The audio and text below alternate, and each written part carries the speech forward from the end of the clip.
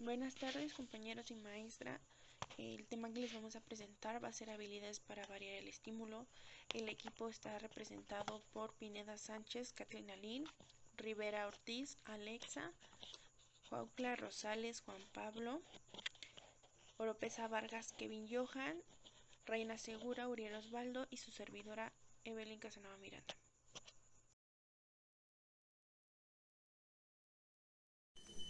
¿En qué consiste la habilidad?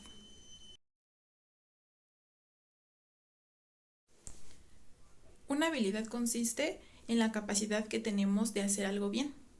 Por ejemplo, en resolver conflictos, en saber comunicarnos, inclusive en capacitar a empleados nuevos que entren a trabajar en una determinada área de una empresa. También administrar nuestro propio tiempo, inclusive nuestro propio conocimiento. No solamente es transmitir ese conocimiento a los demás, sino entenderlo y no solamente repetir ni memorizarlo.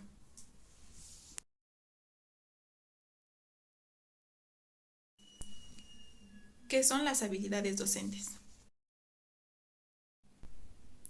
Las habilidades docentes son el conjunto de recursos que le permiten al profesor preparar a sus alumnos y que sus alumnos se vuelvan más participativos, que jueguen un papel activo y que todos estos conocimientos los puedan aplicar en su vida diaria.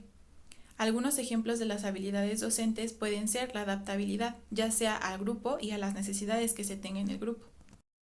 También la confianza, ya que teniendo confianza de docente a alumno y de alumno a docente, generará un ambiente más armónico y por ende trabajarán de mejor manera.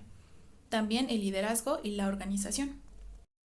Incluso retener la atención es necesario, ya que se dice que los alumnos solamente te ponen atención 20 minutos y después su mente se distrae. Por ello, el docente debe generar estímulos que le permitan retener la atención del alumno y que este aprendizaje se vuelva más significativo. A continuación les presentaré cómo se trabajan las habilidades. Y para saber cómo se trabaja o se lleva a cabo, conocemos que son 4 patrones. El primero es instructor-grupo. Este consiste en que el instructor, el pedagogo o docente, se dirija al grupo exponiendo una pregunta acerca de un tema, ya sea el tema que le dejen impartir, que él sabe, entre otro tema, pero con la finalidad de no dirigirse a un alumno, sino que dirigirse a todo el grupo para empezar a tener una interacción. El segundo patrón es llamado instructor participante, en donde aquí el docente sí se dirige a un alumno y le hace una pregunta. Supongamos que el alumno contesta adecuadamente o incorrectamente. Entonces, cualquiera de los dos casos, el docente sigue indagando a seguirle haciendo una serie de preguntas para seguir fortaleciendo su conocimiento, ya sea él o a otros individuos en el aula de clase.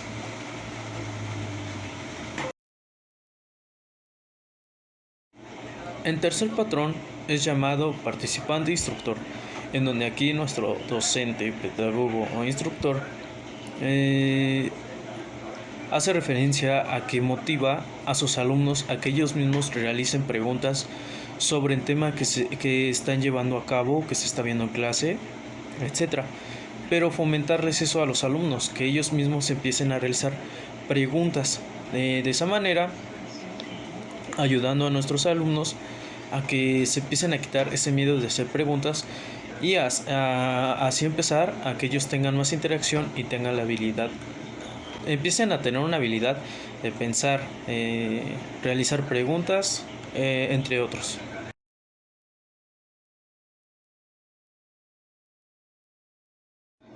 Y por último, el cuarto patrón, que este es llamado participante. En esta parte, el instructor fomenta una pregunta, pero ya no hace intervención. Quiere decir que en esta parte se podría decir que se hace a un lado el docente, para que un alumno, junto con otro compañero, empiecen a interactuar sobre dicha pregunta, así fomentando una discusión y teniendo entre ellos mismos la adquisición de conocimiento, pensamiento, entre otras cosas. Del estímulo.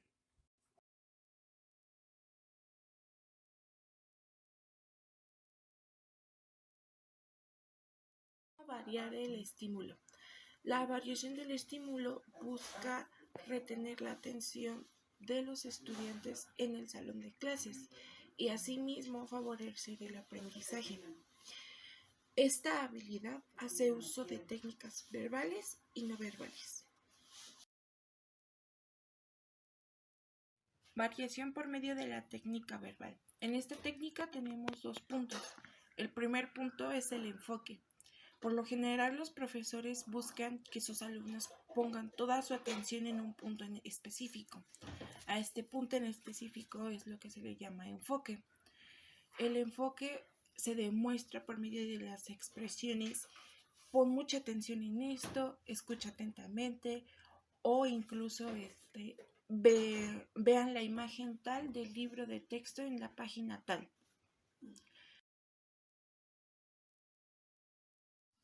Y como segundo punto tenemos los estilos de interacción. Los monólogos de los profesores por lo general se vuelven muy aburridos. ¿Por qué? Porque los profesores solo hablan y no dejan que sus alumnos participen o expresen sus dudas. Es por eso que existen varios estilos de interacción a la hora de estar en el salón de clases. Variación del estímulo por medio de la técnica no verbal. Como primer punto tenemos el desplazamiento. El que el profesor camine libremente alrededor del salón hace que el alumno enfoque su atención tanto en el profesor como en el tema que se está exponiendo. Número 2, las gesticulaciones. El movimiento de cabeza, manos y del cuerpo mismo ya son en sí una comunicación, pero que el profesor lleve esto a la práctica ayuda a expresar que quiere ser dinámico y al mismo tiempo expresivo. Número 3, el enfoque no verbal. El enfoque no verbal hace uso de las manos y de algún otro objeto, haciendo una señalación, por ejemplo esta. Haciendo este movimiento, los alumnos enfocan su atención en el objeto señalado. Por último, tenemos las pausas y silencios. Este punto es muy importante ya que el profesor por lo general habla mucho y hacer pausas da la pauta al alumno a expresar sus ideas o sus dudas.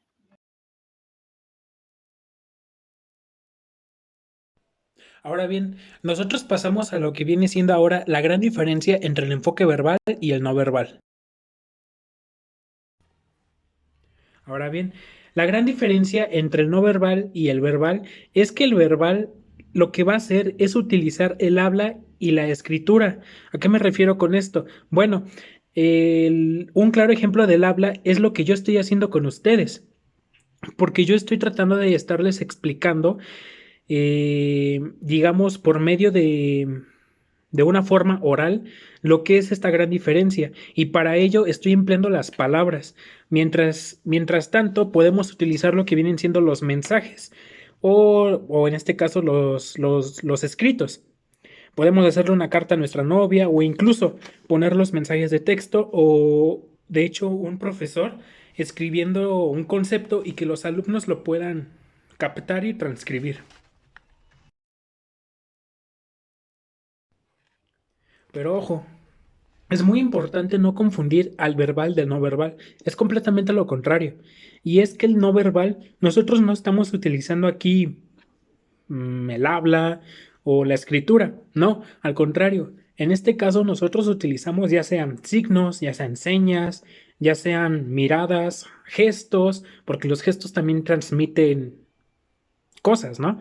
Entonces, esto es la comunicación no verbal, pero ojo, algo que las une, que sí, digamos, por así decirlo, las une en estos dos enfoques, es que tienen un propósito en común y este propósito es mandar ese mensaje, es que el emisor mande el mensaje hacia el receptor y que le llegue y así sucesivamente, ese es su propósito.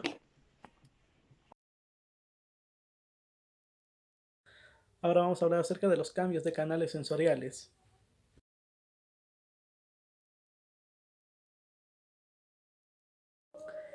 Hay tres tipos de canales sensoriales. El primero es el visual. Aquí las personas que son de este canal tienen a aprender a comprender mucho mejor la información cuando se les presenta en mapas, en diagramas, en líneas del tiempo, en dibujos. ¿Por qué? Porque la información está mucho más concreta ahí, entonces es mucho más fácil para ellos poder procesar esa información y poder comprender lo que se le quiere dar, lo que se le quiere dar a entender.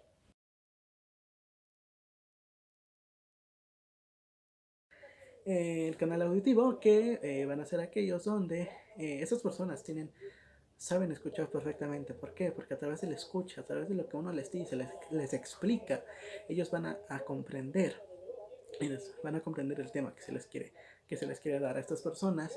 Los debates son un claro ejemplo para que puedan aprender. ¿Por qué? Porque están en constante escucha de lo que digan los demás, comparando opiniones. Entonces ahí ellos escuchan y comprenden y le dan su propia interpretación de los temas. Y por último, el tercer canal, el kinestésico, que aquí son mucho más prácticos. Les gusta la manipulación de los objetos. Ellos aplican la de echando pardos aprenden, ¿no? Es decir, a través de la práctica, del hacer. Ellos son como se sienten mucho más seguros trabajando. Es decir, a través de la práctica. Un ejemplo de esto es cuando el profesor llega y pone su esquema y dice: hoy vamos a hablar acerca del cerebro, ¿no? Entonces ya su cerebro, una parte se dedica para el razonamiento, la otra parte para la creatividad. Entonces para los que son del canal visual, eso les ayuda muchísimo porque la información está mucho más concreta. El cambio de canal se va a dar cuando el profesor empieza a explicar. Entonces para los que son auditivos saben escuchar perfectamente y a partir de lo que uno les dice comprenden la información que se les quiere dar. Y el último cambio viene cuando pasamos a la acción, es decir, a la hora de hacer el trabajo. Esta parte les ayuda mucho para los que son de la parte kinestésica. Por ejemplo, ellos vamos a hacer un franelógrafo, entonces los que son del canal kinestésico, a la hora de hacer ellos mismos su cerebro y todo lo que lo compone, les ayuda mucho a ellos. ¿Por qué? A través de la manipulación objeto lo están comprendiendo y están haciendo el trabajo. Es por ello la importancia de estos cambios que se dan.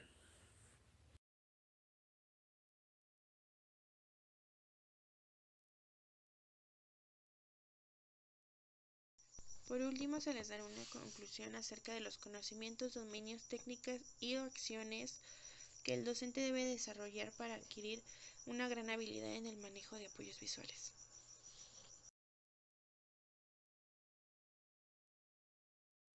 Los conocimientos que debe tener el docente es el complejo arte de enseñar. El docente debe conocer, dominar y aplicar con rigor los recursos didácticos. De igual manera debe de aprender diferentes tipos de técnicas. Dichas técnicas deben ser de una forma en que no se pierda la organización y la lógica con los alumnos.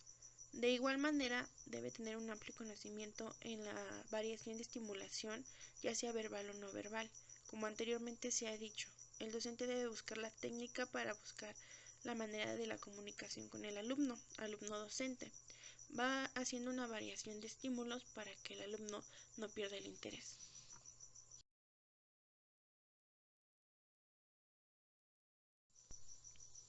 Los dominios que debe tener el docente es que debe dirigirse siempre al alumno y no solo basarse en los recursos o materiales que él esté ocupando en ese momento.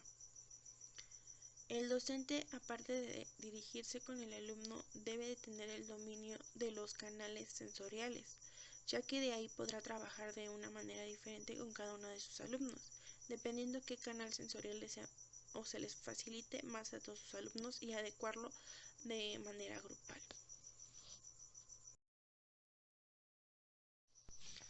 Las técnicas y acciones que debe de ocupar el docente será que los recursos deben de ser empleados para su uso adecuado y no debe de atascarse o saturarse dichos apoyos visuales o recursos para los alumnos, ya que esto puede no interpretarse bien o saturar tanto a los alumnos.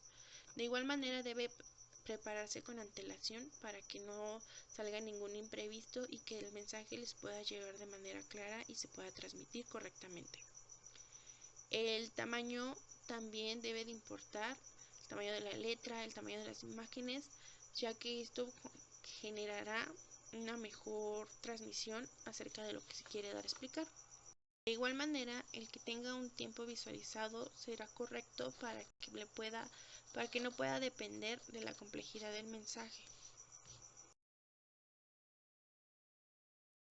Los tipos de apoyos visuales que el docente suele ocupar son las ilustraciones, los mapas, los esquemas, las fotografías, los diagramas, las láminas, los formatos y los dibujos e incluso imágenes. Esto le va a apoyar al docente para los contenidos que lleva a manejar y formarlos en un panorama general. Esto sería todo por nuestra parte. En un momento más se les dará la actividad mediante la plataforma en el tablón. Les agradecemos mucho su atención.